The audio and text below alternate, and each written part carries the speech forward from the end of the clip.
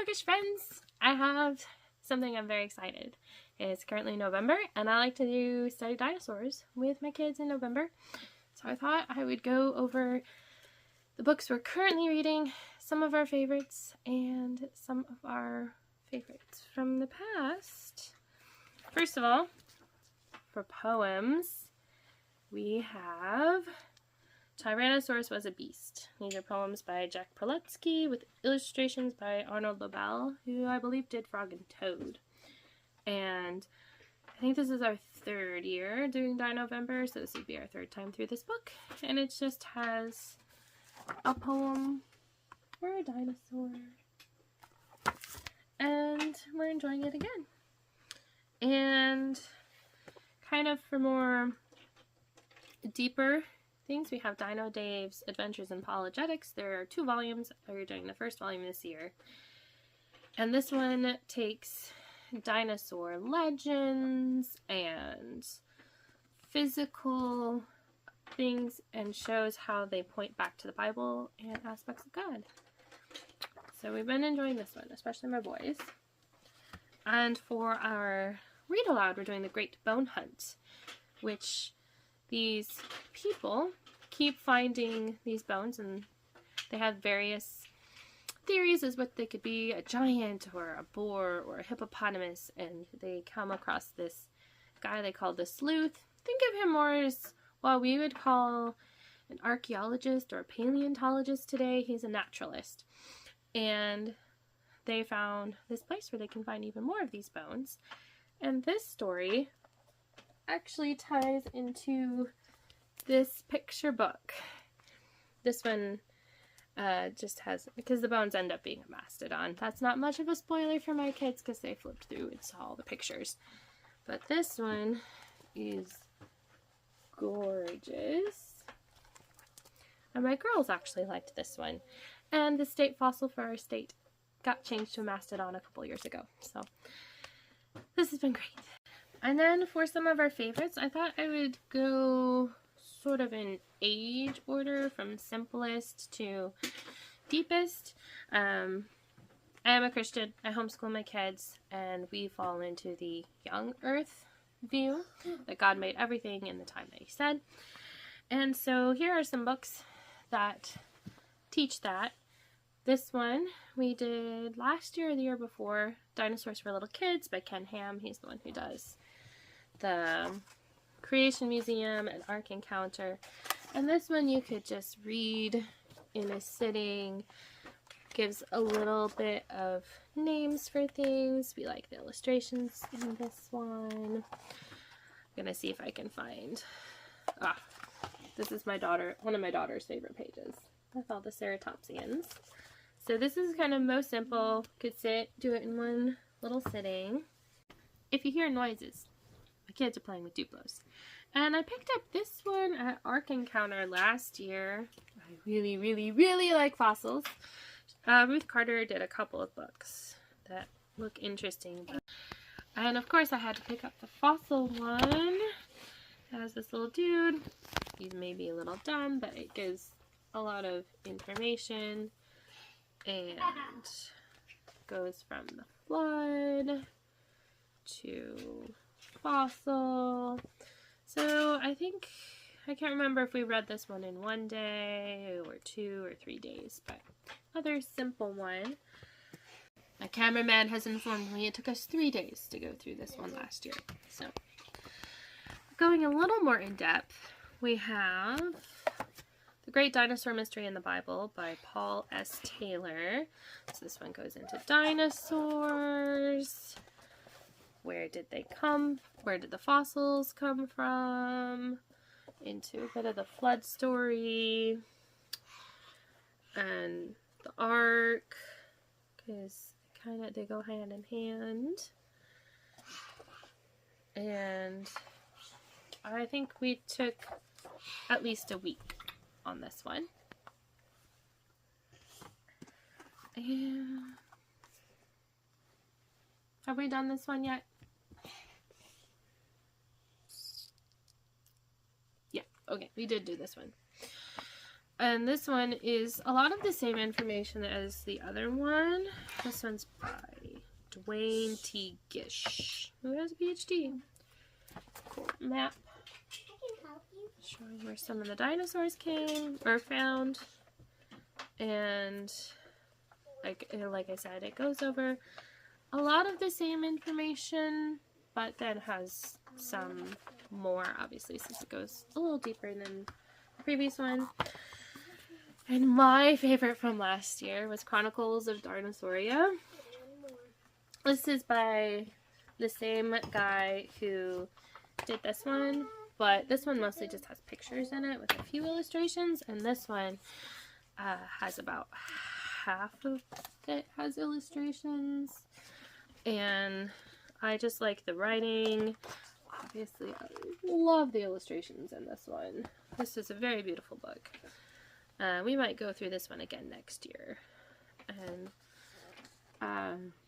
since it is by the same guy, it again talks about how fossils and the Bible go hand in hand, and what the Bible can tell us about dinosaurs and what dinosaurs can tell us about the events in the Bible and God, because God created such huge, strong animals. And next, when we finish the apologetics one, we'll still have some time. So we're going to go over this Dinosaur Archives one next. It has a few pages of introduction about fossils and dinosaurs, and then it goes into one dinosaur per letter of the alphabet. So, this one's really cool. I like the illustrations in this one again. And I'm currently reading The Enchanted Castle by E. Nesbit, and it talks about the dinosaurs of the Crystal Palace. And this book is about the artist who designed those, and the dinosaur statues have actually outlasted the Crystal Palace.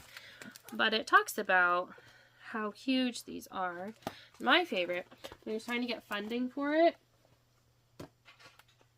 he threw a dinner party on New Year's Eve inside one of the models. And if you actually Google it, I actually have a photo, but you can actually find not photos because it was the 1850s, but yeah, 1853, 1854. But you can find drawings from the newspapers and stuff. But this was one of our favorites from last year. And this is the shelf where most of our dinosaur books live. We have different sections. We have a few books that are just on the flood. This is the one we did last year. And then we have a decent section of mammoths and mastodons and the Ice Age, because that is what my 8-year-old really loves learning about. A couple of our favorite mastodon books, besides the My Mastodon one I already showed, is Samson in the Snow. And this one I think is actually an Usborne book. And it has beautiful illustrations and flaps and really cool. And my 8-year-old just got this mammoth, sorry, we know the difference, for his birthday, which he named Samson after the book and the Bible character. And then we have a bunch of dinosaur books. This one's a counting book. We love Tiny T-Rex. We don't have the newest one yet. We saw this one when we went to the Airplane Museum. We have Hush Hush Little Dragon. which these both you can sing. And then these are kind of, oh, I don't know what you would call them. They have Christian morals taught throughout the books. And we just got this dragon book recently. The Reluctant Dragon. We have an audio too. And The Field Mouse and the Dinosaur Named Sue. This is about Sue, the T-Rex fossil, going to live at the Field Museum.